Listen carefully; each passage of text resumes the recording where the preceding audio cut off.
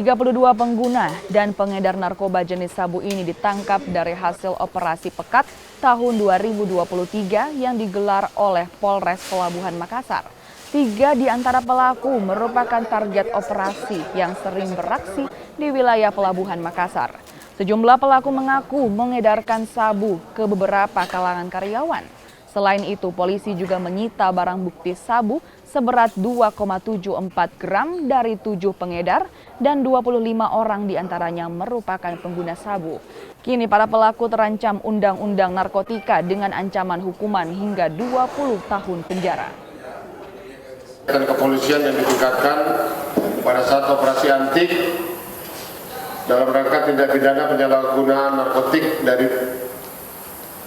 pada tanggal 22 Februari sampai dengan Senin 13 Maret 2023. Dasarnya kemudian waktunya di wilayah Pelabuhan dan wilayah Kota Makassar. Jumlah laporan polisi yang kami terima sebanyak 25 kasus. Kemudian modus operandi rata-rata melakukan penjualan, pengedaran secara pembelian terputus antar bandar pengedar dan pembelinya. Rekan-rekan ketahui juga alhamdulillah operasi anti Sat Narkoba Polres Pelabuhan menempati urutan pertama dalam pengungkapan kasus